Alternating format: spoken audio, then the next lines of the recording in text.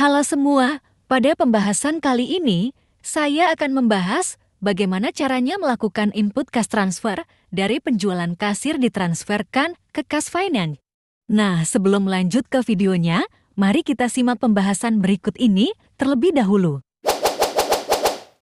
Misalnya, sebagai kasir pada perusahaan Salma Komputer, Salma masuk pada shift pagi, sehingga terjadi omset penjualan kasir sebesar 10 juta, maka Salma bertanggung jawab untuk menyetorkan uang penjualan tersebut kepada supervisor. Kemudian supervisor akan menyetorkan penjualan tersebut kepada bagian finance dan finance akan mencatatkan sebagai cash transfer.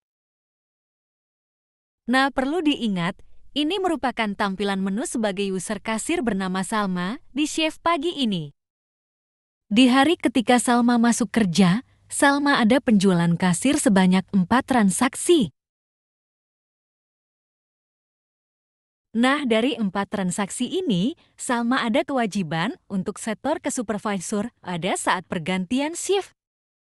Perlu diingat, pada kasir Salma tidak bisa melihat laporan.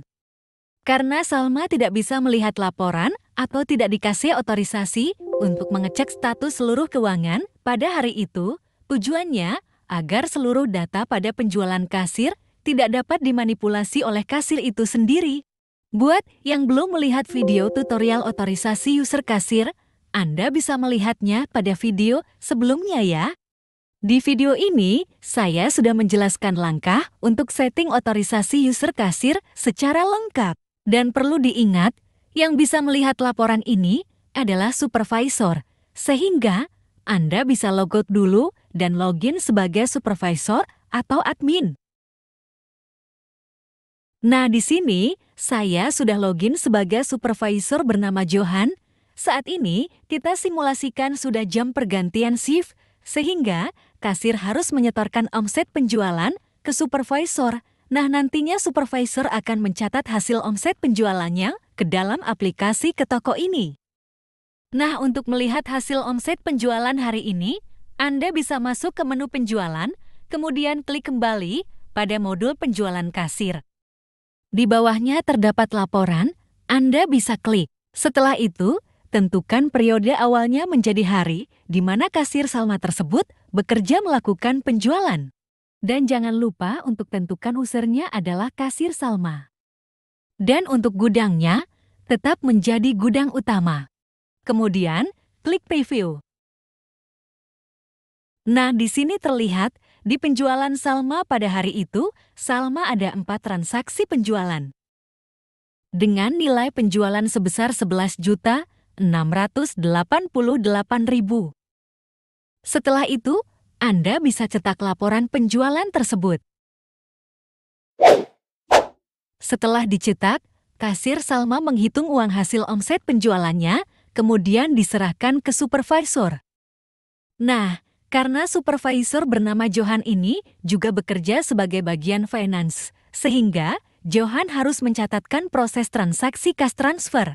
Untuk melakukan transaksi cash transfer, Anda bisa masuk ke menu akuntansi, kemudian klik kembali pada modul cash transfer, lalu klik tambah.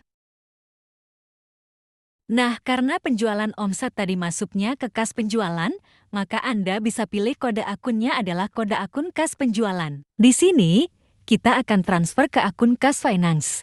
Karena kita belum memiliki akun kas finance, maka kita akan tambahkan terlebih dahulu. Untuk menambahkan akun perkiraan kas finance, Anda bisa klik ke modul data perkiraan. Kemudian, pilih aktiva, lalu klik tambah. Pilih tipenya adalah tipe detail perkiraan dapat diposting.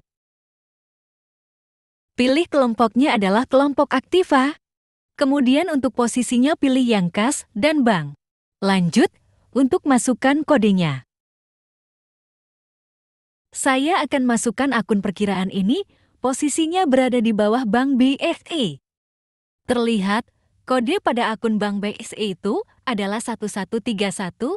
Nah, untuk menambahkannya di bawahnya, Anda hanya perlu menambahkan satu nilai dari kode tersebut, misalnya 1132. Kemudian tentukan namanya.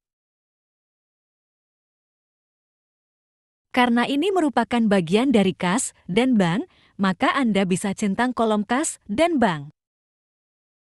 Lalu oke.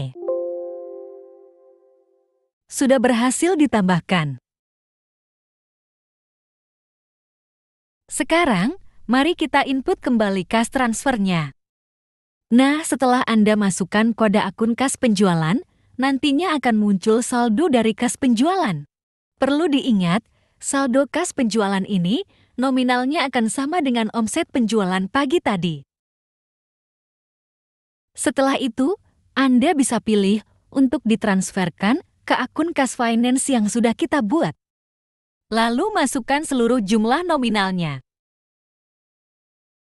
Setelah Anda masukkan nominalnya, Anda masukkan lagi keterangannya. Misal, di sini saya akan input keterangan dengan keterangan kasir Salma pagi. Perlu diingat, proses pencatatan ini baiknya dilakukan sebelum jam pergantian shift, karena nantinya ketika sudah melakukan pergantian shift, saldo kas penjualannya akan menjadi 0 kembali ya.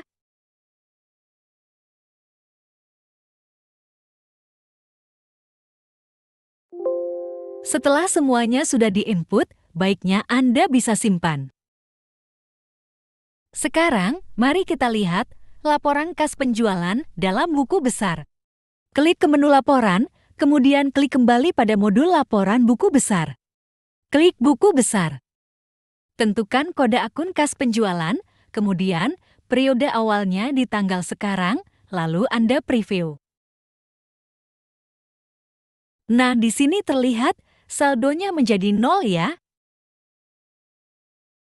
Dan demikianlah pada penjelasan mengenai input kas transfer dari kas penjualan kasir ke kas finance.